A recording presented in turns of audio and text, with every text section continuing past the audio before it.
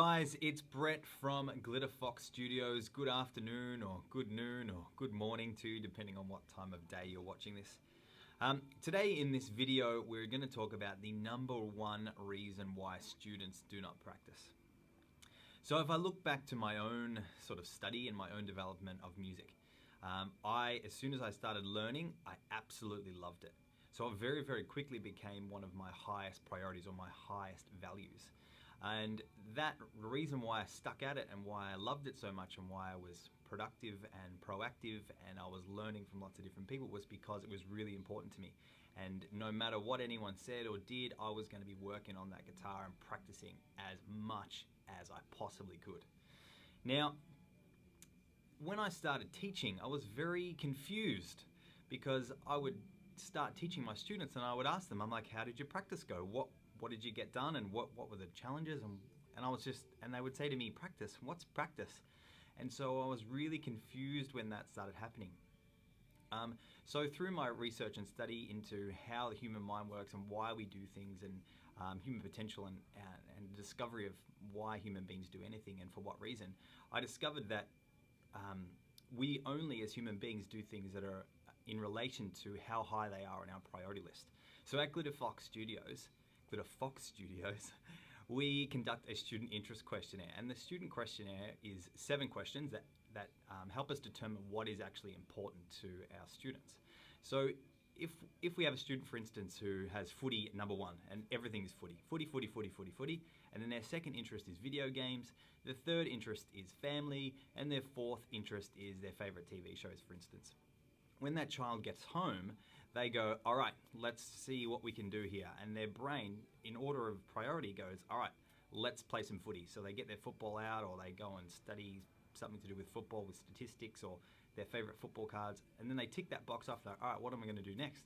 And then, all right, cool, video games. Let's sit on our iPads and practice our video games. Then like, oh, I love my family. I want to spend some time with my family. So then they go and look at their family, and then mum says, all right, let's do some homework. And it's like, all right, well, that's important to me as well because I want to keep my parents happy. And then the parent's like, all right, cool, how's your guitar practice going? And the kid's like, I'm tired now. So what we do here at Glitterfox Studios is, number one, we find out what these priorities are. So we're communicating, number one, in terms of understanding what these students' highest priorities are. And then what we do is we actually help link what's important to their student interests to practicing and studying the guitar. So inside our student interest questionnaire on the last page, we have a benefits of learning and practice to my highest value. So if we're talking about a student whose favorite interest is football, we start helping them see how practicing their guitar is actually going to help them fulfill more of what it is that's most important to them. So for instance, studying the guitar, we have to really develop our hand-eye coordination. We have to really understand how our body moves, and we have to practice these things over and over. So there's an element of persistence. So then we ask our students, how does developing our hand-eye coordination and being persistent help us or help you with your interest in terms of football? And generally they'll look at you and go, oh, I don't quite understand. And then so we go through this process of questioning and helping them see how practicing the guitar is actually going to help them fulfill more of their values. So video games, for instance, we have to be focused, we have to be diligent, we have to be persistent, we have to develop our hand-eye coordination, we have to work on our coordination, we have to work on developing muscle skills. In learning an instrument also helps our brain and our attention and retention. So as we start to develop these questions, we start moving the study of guitar and music up that list.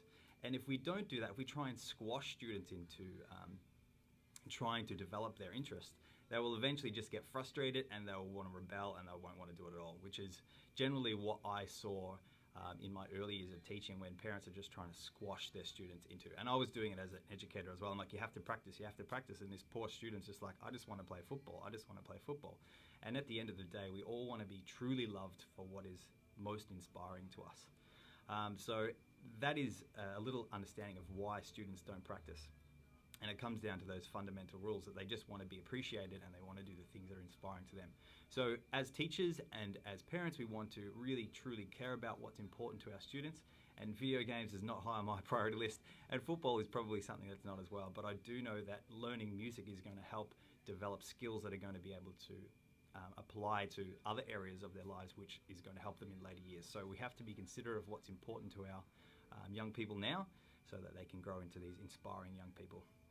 I hope you enjoyed this video. If you have any questions, please fire me an email at brett@glitterfoxstudios.com.au, and we look forward to helping everyone develop skills and be inspiring young people and to develop their own true superhero.